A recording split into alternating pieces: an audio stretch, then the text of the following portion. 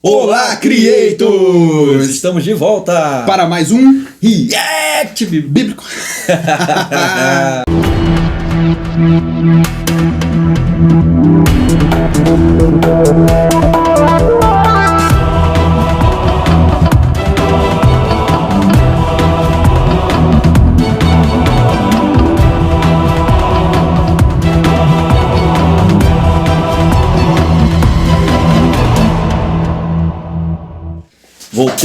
Voltamos com tudo, meus amigos, porque hoje é aquele dia que você tava esperando. Todo mundo tava esperando por esse dia, não é mesmo? É. Ó, papai, hoje tem tudo a ver, né? Esse papai tem tudo a ver com o tema do nosso vídeo de hoje. Sim. Por quê? Mais uma do Abraão. Mais uma do Abraão. E é um B.O. Não.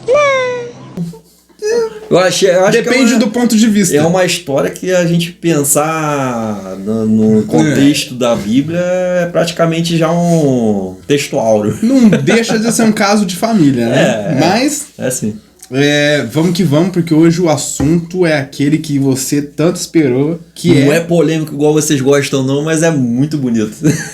É bonito, uma prova de fé, muito... Fé, amor. Acho que vale a pena. Que nos dá esperança. Tem muita coisa boa que a gente pode extrair desse texto. Exatamente, então, nos comentários aí fica até o final que vai ser bem legal. Exatamente, então vamos começar a ler. Você pode pegar a sua Bíblia ou acompanhar com a gente aqui embaixo o capítulo 22, né? 22. Do livro de Gênesis. Mas antes... antes da gente... Mendigagem com sucesso! Se você ainda não é inscrito neste canal... Se inscreva no canal, deixa o seu... like e ative o de notificações e comenta aqui embaixo. Muito. Muita coisa. O que você entende sobre esse texto, quanto esse texto fez sentido pra você. E olha, várias reflexões que a gente pode continuar além desse vídeo aqui nos comentários. Exatamente. Combinado? Nos acompanhe na TV Web. Na TV. Onda de Maricá, bora lá tirar onda. Dar uma surfadinha com o Senhor Jesus ali, o nosso programa de TV Ondas de Maricá. Creators nas Ondas de Maricá. Falando desse assunto. Nós estamos falando de Bíblia como você nunca viu. Como você nunca viu. Uma Bíblia com... sem protocolo. Deus que é divertido. Deus que parla. Traz a provisão, como você vai ver aqui. Exatamente. As pessoas costumam interpretar Deus de uma forma... autoritária. Tirânica. Todas essas mazelas aí que falam do nosso Deus e a gente não concorda. A gente não concorda nem um pouco, sabe por quê? Não somos advogado de defesa não, mas nós defendemos. Nós defendemos Deus. E por que a gente defende Deus? Porque é uma injustiça. E porque a gente vive na prática a misericórdia de Deus. Exatamente. A graça, o amor, a compaixão. Caminhando com ele por entendimento. Entendimento. Cabelo, poxa vida. Aí, perfeito. Vamos resolver. Não. Vai fazer, vamos fazer essa base. Agora que a gente Agora. Já tenho, tá vendo? Pegou, pô. Eu tô ficando careca. Aí fica um buraco aqui no pegou. Deixar crescer mais um pouquinho, você vai ver que aqui do lado fica um buracão. Não é? Porque a gente tem que estar cortando o cabelo sempre. Não é? Querendo fazer make. Esse é o... Tudo bom?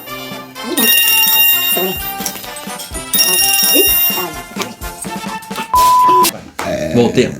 Então, meus amigos, vamos pro que interessa nesse vídeo. Bora pra leitura. Então, capítulo 22 do livro de Gênesis, fica atento que o negócio aqui é parla. Top. Sucedeu depois destas coisas que Deus provou a Abraão dizendo-lhe: Abraão. E este respondeu: Eis-me aqui. Prosseguiu Deus: Toma agora teu filho, o teu único filho Isaque, a quem amas, vai à terra de Moriá e oferece-o ali em holocausto sobre um monte que te hei de mostrar. Levantou-se, pois, Abraão de manhã bem cedo, albardou o seu jumento e tomou consigo 2 dos seus moços e Isaque seu filho, e tendo cortado lenha para o holocausto, partiu para ao lugar que Deus lhe dissera. Ao terceiro dia levantou Abraão os olhos e viu o lugar de longe. E disse Abraão a seus moços: Ficai-vos aqui com o jumento, e eu e o mancebo iremos até lá. Depois de adorarmos, voltaremos a vós.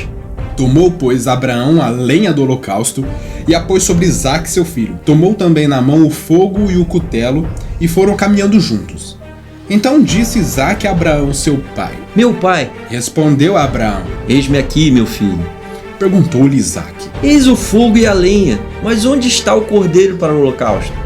Respondeu Abraão. Deus proverá para si o cordeiro para o holocausto, meu filho. E os dois iam caminhando juntos nele. Havendo ele chegado ao lugar que Deus lhe dissera, edificou Abraão ali o altar e pôs a lenha em ordem, o amarrou a Isaque, seu filho, e o deitou sobre o altar em cima da lenha. E estendendo a mão, pegou o cutelo para imolar o seu filho. Mas o anjo do Senhor lhe bradou desde o céu e disse: Abraão, Abraão, E ele respondeu. eis-me aqui. Então disse o anjo: Não estenda a mão sobre o mancebo, e não lhe faças nada, porquanto agora sei que temes a Deus, visto que não me negaste teu filho, o teu único filho. Nisso levantou Abraão os olhos e olhou, e eis atrás de si um carneiro embaraçado pelos chifres no mato. E foi Abraão, tomou o carneiro e o ofereceu em holocausto no lugar de seu filho. Pelo que chamou Abraão aquele lugar Jeová Jirê, donde se diz até o dia de hoje: no monte do Senhor se proverá. Então o anjo do Senhor bradou a Abraão pela segunda vez desde o céu e disse: Por mim mesmo jurei, diz o Senhor, porquanto fizeste isso e não me negaste o teu filho, o teu único filho, que deveras te abençoarei e grandemente multiplicarei a tua descendência, como as estrelas do céu e como a areia que está na praia do mar, e a tua descendência possuirá a porta dos seus inimigos, e em tua descendência serão benditas todas as nações da terra, porquanto obedeceste a minha voz. Então voltou Abraão aos seus moços, e levantando-se foram juntos a Berseba. E Abraão habitou em Berseba. Depois dessas coisas, anunciaram a Abraão dizendo: Eis também que Milca tem dado à luz filhos a Naor teu irmão, Uz, seu primogênito, e Bus, seu irmão, e Quemuel, pai de Arão, e Quezede, Razô, Pildas, Gidlaf e Betuel. E Betuel gerou a Rebeca. Esses 8 deu à luz Milca a Naor, irmão de Abraão.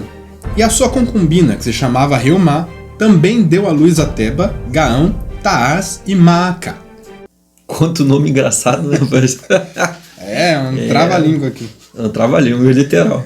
Meus amigos, olha que situação, não é mesmo? Não é? Você teria coragem de passar por uma situação dessa? Então, né? Assim, a história, quando a gente vai um pouquinho mais a fundo, né, para analisar o que era a Mesopotâmia nessa época, entregar filhos era um costume, né? Principalmente da cidade onde Tera, né, o pai de Abraão, saiu, que era Ur dos Caldeus. Uhum. E lá, por Deus, eles tinham Baal, né, e a Moloque. Moloque. Eles tinham a Baal e a Moloque como deuses, né? Então, assim, esses dois deuses, eles pediam um primogênito, principalmente Moloque, que pediu um primogênito homem, né? Então, assim, para Abraão não foi nenhuma surpresa, porque se você observar, porque ele fez tanta intercessão por Ló, que era, no caso, era o filho do irmão dele, mas não intercedeu a Deus por Isaque, por exemplo, nesse caso aí. Porque já era de costume daqueles povos ali circunvizinhos entregar o primogênito.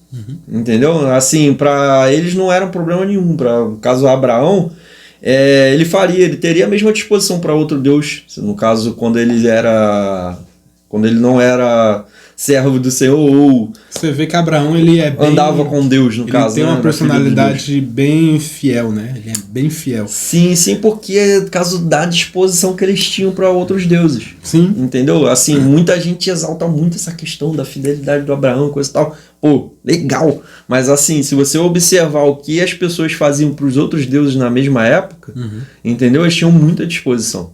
Sim. Entendeu? Assim, o que eu vejo Deus fazendo aqui é só para ver se ele realmente teria a mesma disposição de servir, mas só que Deus não chama ele para servir. Tá muito claro que Abraão ali foi chamado para uma comunhão. Sim. Entendeu? Foi chamado o tempo todo para uma comunhão. E tanto não foi para servir que se ele quisesse que Abraão o servisse, ele não daria o cordeiro para Abraão, por exemplo. Seria me dá seu filho e pronto, porque você tem a mesma disposição para os caras lá. Mas depois à frente, se você for acompanhar a história, você vai ver que quem deu o filho não foi bem Abraão. E foi até o final. Quem fez isso? Não foi Deus? Jesus Cristo não morreu por você, por mim, por como todos? se Abraão fosse ali uma figura. Eu não vejo... Deus. Não, eu vejo a nível de disposição. Assim, eu penso o seguinte. Eu sou um pai. Desde o princípio eu estava disposto a salvar a humanidade. Uhum. Né? E tinha como plano B a salvação através de Cristo. Então é o seguinte, se eu vou fazer isso por alguém, eu vou fazer por alguém que tem a mesma disposição que eu. Você tá entendendo? Porque imagina o tamanho do sacrifício. E por onde eu traria esse primogênito de toda a criação para trazer a salvação para a humanidade. Então, ele usa a figura de Abraão ali para vir na linhagem de Abraão. Exatamente. Assim, eu vejo que existe ali, né, uma reciprocidade. Uhum. Eu vejo uma reciprocidade aí a partir de Abraão. Porque eu acredito que Deus não tenha se negado a fazer isso com qualquer outro, de qualquer outra nação. Entendeu? Eu acredito que o Deus, nosso Deus, ele circundou toda a terra atrás de alguém que eu adorasse em espírito e em verdade. E ele só encontrou isso em Abraão. Alguém que fosse lá e tivesse a disposição de entregar o filho sem questionar. Entendeu? Uhum. E é isso. Acho que Abraão ele deve ter observado ali também, né? Falou, olha o que Deus já fez aqui comigo. Ele me prometeu um filho. O milagre dos milagres dos milagres aconteceu comigo, não né? Eu sou velho, minha esposa é velha e a gente não tinha condições nenhuma de ter um filho. Aí Deus vem e presenteia a gente com um filho. O mais legal é que ele poderia ter falado assim pro garoto, olha, você tá aqui, vai ser sacrificado igual eu sacrificaria para qualquer outro Deus, e Deus vai me prover outro filho. Por que ele falou cordeiro? Ali sim eu vejo a questão de fé. Por que ele falou que Deus providenciaria o cordeiro? É porque ele tinha fé que Deus não levaria, porque tinha uma promessa. E tem uma outra coisa de fé aqui. Existia uma promessa sobre Isaac. Sim. E ele confiava no Deus que fez a promessa. Na promessa da descendência ser... Através de Isaac. Tanto que ele fala... Por que ele fala pra... É só a gente analisar o capítulo anterior. Que ele não... Ele podia ter feito a mesma coisa com Ismael. Por que ele não fez a mesma coisa com Ismael? Por que ele deixou Ismael se ir com a... Porque Deus falou pra ele. Deixa aí, porque a tua descendência vai se multiplicar. Então, aí ele fala do cordeiro. Está sobre... Por que ele fala do cordeiro, Isaac? Então? Porque ele sabia que Deus, já que existia uma promessa para Isaac, o mesmo Deus que fez uma promessa sobre Isaac não abateria o Isaac. E tem uma coisa interessante no versículo 5 também, ó, quando Abraão fala para os moços, ficai-vos aqui com o jumento e eu e o mancebo iremos até lá, depois de adorarmos, voltaremos a vós. E ele fala no plural o tempo todo. Nós voltaremos. Exatamente. Nós vamos ali adorar, mas a gente vai voltar. Fica aqui aguardando. Eu vejo assim uma confiança também de que Deus proveria o cordeiro, que ele deixa isso muito claro no texto. Né? Ele olha, Deus, assim, ele não fala de Deus, mas o cordeiro haverá de ser posto aqui pra gente e a gente vai molar o cordeiro. Exato. Ele foi até a última consequência. Ele amarrou Isaac, botou sobre o holocausto, estendeu a faca sobre ele, mas confiando o tempo todo que pela promessa anterior, que aquele Deus que fez o que fez até aquele momento ali não deixaria de prover o cordeiro. Entendeu? E foi batata. Foi batata. Foi batata, exatamente. Aconteceu justamente o que Deus propõe como fidelidade. Não é? Essa passagem é linda, né? Eu vejo assim, a gente tem tanta disposição para fazer tanta coisa. Inclusive quando se trata de pecado, né? Mas às vezes não só agradar, mas ter uma vida de comunhão com Deus, né, cara?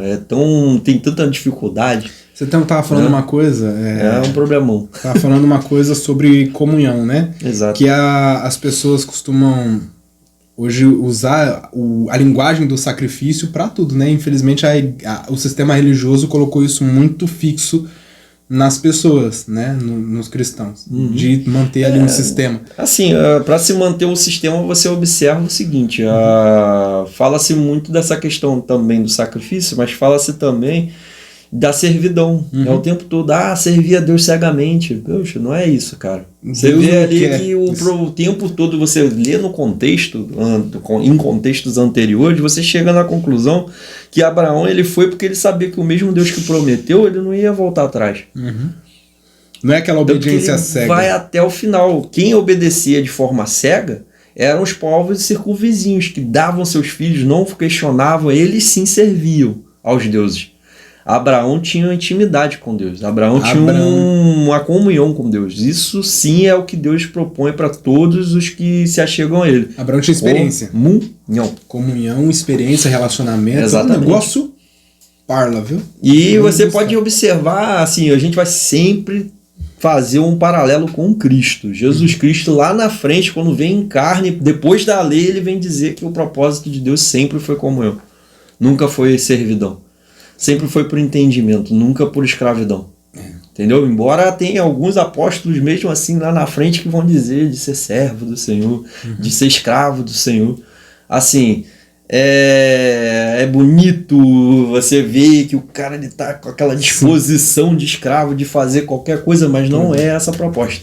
Não é essa a Não proposta. é essa a proposta, é por entendimento. E que vocês que estão nos assistindo, o convite de Deus, o convite de Cristo,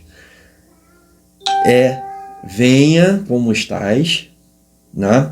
Não permaneça como estás, claro, mas venha como estás, para quê? Para você ter uma comunhão com Cristo e é andando com Ele que você vai ver qual é o caminho que se deve seguir, né? Exatamente. Porque se houve alguém perfeito, um cordeiro, que foi imolado de forma perfeita para que os seus pecados fossem anulados diante de Deus, esse cordeiro foi Cristo. Entendeu? Assim, não deixe de se achegar a Deus, nem de pedir para o Espírito Santo para ele te revelar o que está escrito na palavra de Deus, porque eu vejo muita gente tendo um monte de paradigmas, né? Um monte de protocolo para se chegar até Deus, porque montaram na cabeça das pessoas que Deus é aquela situação que ninguém chega a ele. Mas Jesus Cristo já quebrou esse protocolo. Há muito tempo. Entendeu? 2000 anos. 2021 anos atrás. 21 anos atrás. E a gente tem que tomar cuidado para não cair naquela rotina do medo, né? Exatamente. Eu tô aqui, eu vou servir a Deus porque eu tenho medo dele. Porque se ele mandou e eu não obedecer, eu vou pro inferno. Aí a gente cria uma outra situação. Uma outra situação. Que é onde a maioria dos cristãos estão mergulhados hoje, no medo. No medo. Muita gente está dentro de igrejas, dentro de templos religiosos e uma série de situação de servidão a Deus por medo, não por entendimento. Aí eu te falo, Será que é isso que Deus quer? Você prefere ser amigo de Deus ou servo de Deus? Eu escolhi ser amigo de Deus. E você? É a pergunta do dia. É a pergunta do dia. Abraão escolheu ser amigo de Deus e confiou nele até a última consequência. E vem com a narrativa, você pode ler de novo se você quiser, deixando muito claro que Deus ia prover o cordeiro, que ele voltaria com Isaac por servos. Exatamente. Entendeu? Porque ele confiava e sabia quem era o Deus que estava prometendo aquela bênção ali em relação a Isaac, né? A narrativa fala por si. É por isso que eu fico muito triste, né, de ver pessoas para interesses próprios pegarem versículos isolados, como somente o texto do sacrifício ali, para controle. Entendeu? Isso me deixa muito triste. Pois é. E infelizmente esse controle tá aí, reina durante muito tempo. Não é? Mas nós acreditamos também que existem sinceros. Existem os sinceros sim. que estão todos enrolados no meio desse contexto todo aí. Nós oramos para que... Só cuidado com os lobos devoradores. Que isso também é uma questão que é só ler Mateus 23 que você vai entender de forma bem clara. Mas a gente precisa despertar. Então, se você é sincero, aí vai uma dica pra você. Você é sincero. Você é sincero? Você não quer servir, mas você quer andar em relacionamento com Deus? Porque servidão e relacionamento são coisas muito diferentes, cara. É muito diferente você servir e você ter um relacionamento. Bora mudar? Né? Quando você a tem sua mente? Pra seguir em frente? Não é? Quando você serve a alguma coisa ou a Deus, vamos servir a Deus, vamos servir, traz sempre uma linguagem, uma conotação de escravidão. Exatamente. Quando, você vai falar, mas na Bíblia tá escrito lá, Paulo falou que nós devemos ser escravos de Cristo. Foi Paulo que falou? Foi Paulo que falou? Eu acho que não. Se você vê depois em Gálatas, ele não fala muito isso, não. Acho que ele Alguém entende. falou, não sei se ele foi falou. Paulo. Foi Paulo? Paulo falou. Mas só que você tem que... eu acho muito pertinente falar sobre isso. É pertinente porque a gente precisa desfazer algumas coisas que foram ditas e as pessoas usam textos isolados para dizer. Exatamente. Não leiam Paulo. Olha só, Paulo tem várias cartas a vários irmãos na fé. Sim. Né? E Paulo, ele era, quando foi chamado por Cristo, um doutor da lei. Um doutor da lei. Doutor da lei e, pasmem, aos pés de Gamaliel, que era o cara... O topzera das galáxias. Ele tanto que foi quem deu o salvo-conduto para ele pegar lá os cristãos e... né? E matar os cristãos. Então o que acontece? Observe, o camarada ele foi rigoroso em relação à lei a vida inteira. E de repente desconstruiu o rigoroso, né? Para trazer um cara salvo por Cristo, meu irmão, pega o seu exemplo, é um processo. É um processo. Pega o seu exemplo prático. Você consegue mudar da noite pro dia? Sim, eu vi uma mudança radical. Você amadurece da noite pro dia? Não. Eu vejo no Paulo uma mudança radical, mas tem certas coisas, tem certas áreas na vida dele que ele vai tentar, você observa claramente que ele vai tentar organizar. É porque assim, o sujeito... Porque é normal, ele estava dentro de uma organização Ele estava dentro de uma organização religiosa, de um contexto religioso, onde ele viveu aquilo ali sempre. Então, o cara era muito fiel às leis, ele era muito fiel àquilo que ele acreditava. Agora, aí vem Jesus... Você quer tirar as neuras sobre Paulo? Leia Gálatas. Pois é. Do início ao fim. Não vai ler Gálatas 1 e deixar um mês depois para ler Gálatas, não. Lê do início ao fim, que é um contexto. Outra...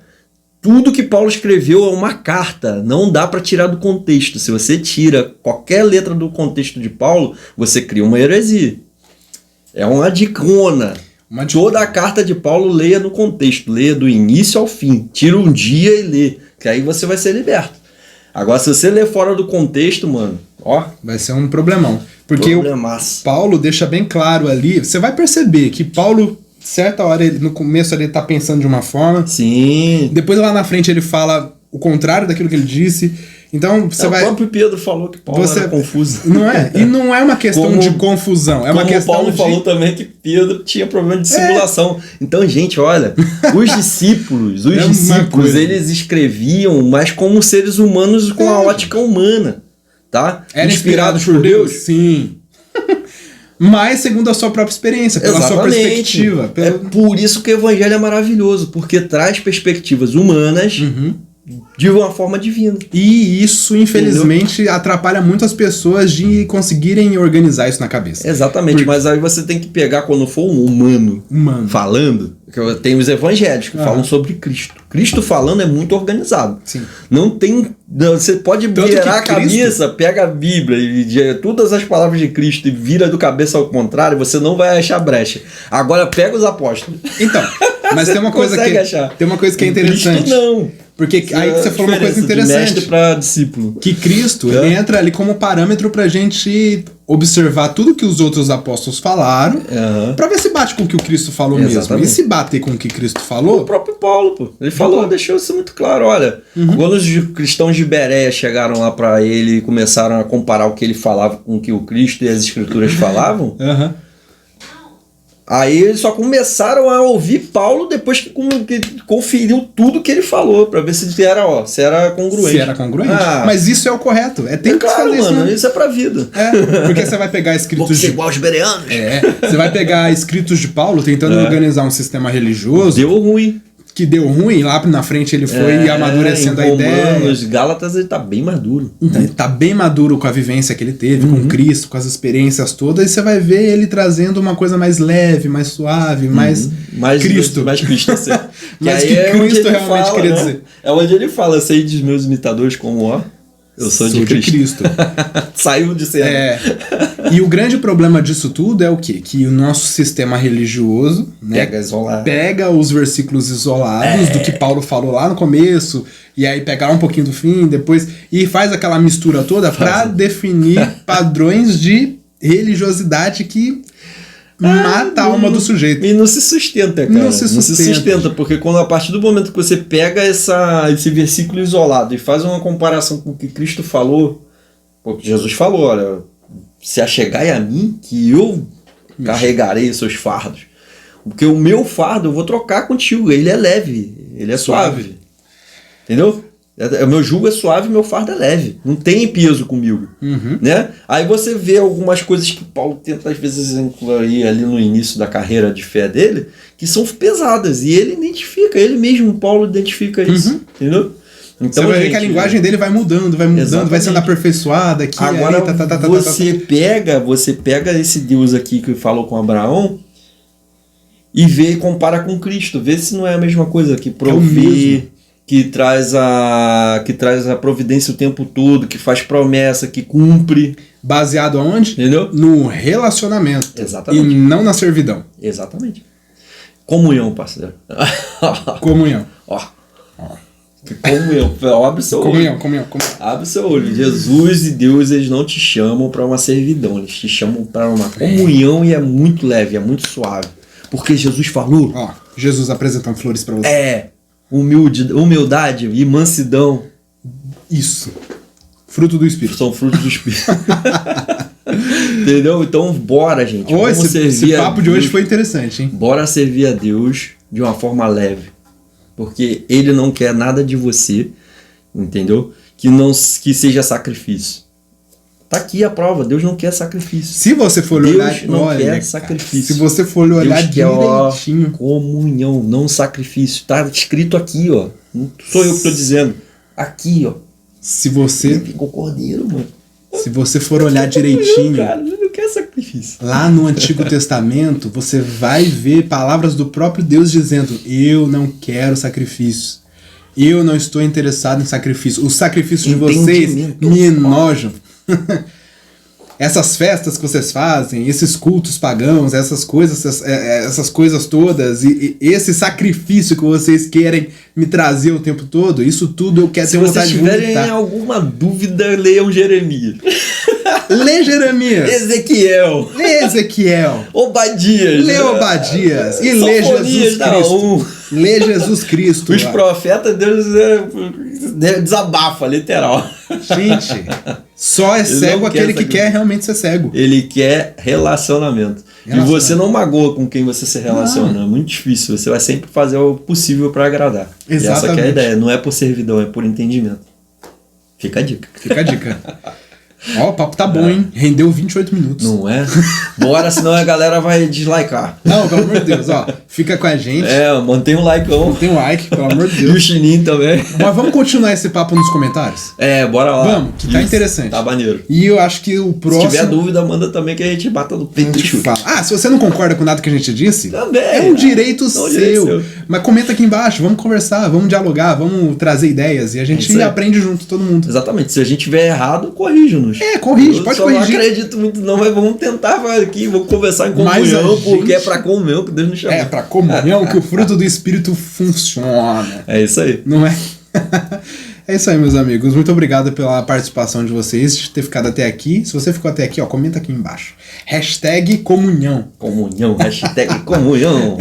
#comunhão. Valeu, galera. E a gente se vê no próximo React Bíblia Público.